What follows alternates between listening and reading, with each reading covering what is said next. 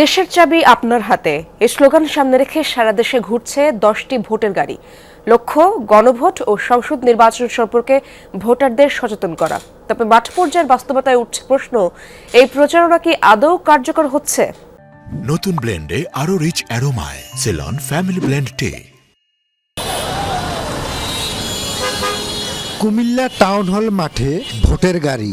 অনুষ্ঠান শুরু বেলা 11:30টায়, শেষ 12:30টায়। পুরো অনুষ্ঠান চলে মাত্র 1 ঘন্টা। এবার গন্তব্য চাঁদপুর, অথচ তখনও কৌতূহলী মানুষের আনাগোনা। অনেকে শহরে থেকে এসে জানতে পারেন অনুষ্ঠান শেষ। প্রচার হলে মনে হয় আমি আর কয়েকজন বলতে পারতাম যে আমরা এখানে আসেন। ইভিএম এর সময় কিন্তু আমরা দেখছি 2 দিন লাগে প্রোগ্রাম চলে, একসাথে প্রোগ্রামটা পাইলাম না। আসলে এটা কি, এই জিনিসগুলো হচ্ছে জানার জন্য আমি এসেছি, কিন্তু দুর্ভাগ্যক্রমে আসলে জিনিসটা হচ্ছে দেখতে পারি নাই।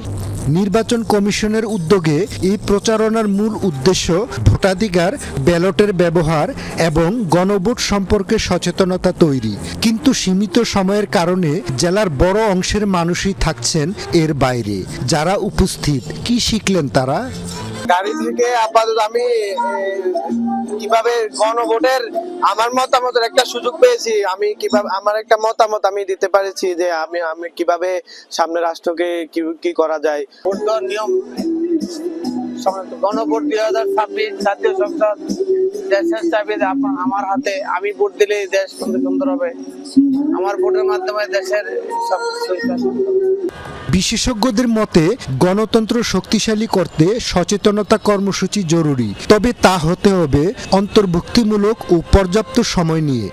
কারণ গত কয়েকটি নির্বাচনে সাধারণ মানুষ আসলে ভোট দিতে পারেনি, তারা ভোটের ব্যাপারে বিমুখ হয়ে আছে। সাধারণ মানুষের কাছে এটি আরও ব্যাপকভাবে ছড়িয়ে দিতে হবে। তাদেরকে বোঝাতে হবে যে জুলাই জাতীয় সনদটা কি এবং এই সনদে কি কি আছে, এর পক্ষে সে মত দিবে না বিপক্ষে মত দিবে, এটা মানুষকে বোঝাতে হবে। ভোটাররা চিন্তা করছে যে আমাদেরকে বাদ দিয়ে আমাদের কিছু অংশ মানুষও যদি থাকতো, কিছু অংশে জনগণও যদি থাকতো, তাহলে নির্বাচনের এই গাড়িটা যদি আমরা দেখতে পারতাম, তার বাণীটা যদি শুনতে পারতাম, তাহলে হয়তো আমরা কিছুটা হলো আশ্বস্ত বোধ করতাম। একটি জাতীয় নির্বাচন সামনে রেখে ভোটারদের আস্থা ও অংশগ্রহণ বাড়ানোই যেখানে মূল লক্ষ্য, সেখানে প্রশ্ন থেকেই যায়, এই সীমিত সময়ের প্রচারণায় কাঙ্ক্ষিত সফলতা আসবে কি? সচেতনতা কার্যক্রমের পরিসর ও সময় বাড়ানো না গেলে দেশের চাবি আপনার হাতে, এই বার্তা কি তবে অনেকের কাছেই পৌঁছবে না? খোকন চৌধুরী, যমুনা নিউজ, কুমিল্লা।